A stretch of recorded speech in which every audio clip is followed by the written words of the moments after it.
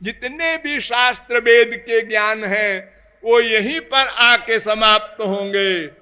भगवान का रूप ध्यान करते हुए उनके दर्शन की परम व्याकुलता पैदा करो, रो कर पुकारो, उनसे संसार न मांगो, मोक्ष भी न मांगो, उनका दर्शन मांगो, उनका प्रेम मांगो।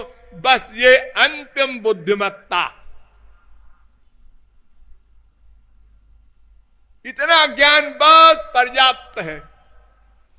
इसी ज्ञान को देने के लिए वेद 1,00,000 मंत्र और 6 दर्शन, 18 पुराण, 4 लाख श्लोक वेद व्यास जी ने वेद का विभाग किया, उनका नामे पड़ गया वेद व्यास। व्यदधात यज्ञ संतत्यै वेदमेकम चतुर्विधम, एक वेद को 4 वेद बना दिया। वेदांत बनाया, महाभारत लिखा, 18 पुराण लिखे, गीता लिखी, ब्रह्मसूत्र लिखे। लेकिन ध्यान दो, वेदांत वेद सुष्णाते गीताया अपि कर्तरि परितापवत व्यासे मुह्यत्यज्ञान सागरे। अज्ञान सागर में, अज्ञान, ज्ञान नहीं, अज्ञान सागर में गोते लगा रहे हैं। इतना लिखने के बाद क्या है, बड़ी अशांति हो रही है, टेंशन।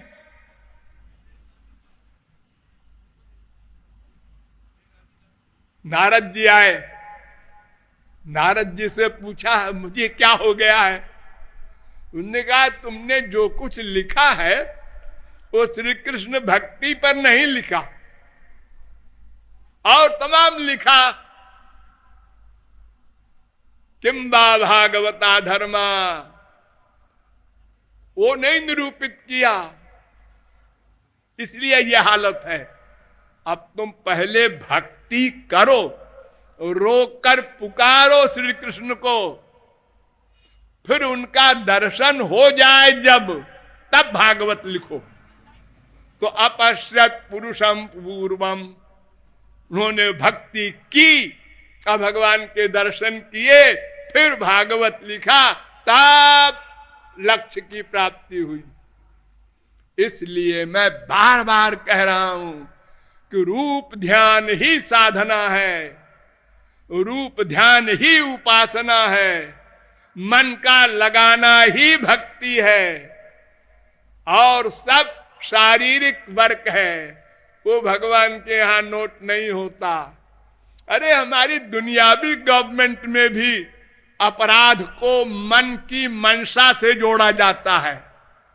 इसने मर्डर किया, हाँ, मन की मंशा थी इसकी, अगर वो साबित नहीं होती तो फांसी नहीं होगी।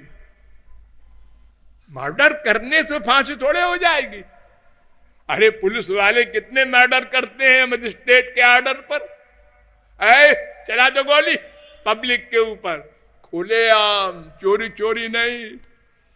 और वो बता रहा है हाँ साहब मैंने गोली चलाया, लेकिन आप फांसी नहीं दे सकते क्योंकि हमने मजिस्ट्रेट के ऑर्डर से चलाया था।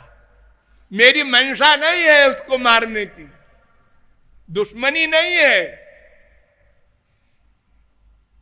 तो भगवान के यहां तो वो बैठे बैठे हमारे मन के आइडियाज नोट करते हैं, कर्म नहीं। हम कर्म को लेके बड़े विभोर हैं, ना ना, मन का आइडिया, मन का चिंतन, मन का राग, मन का वैराग्य, बस मन का सब कुछ।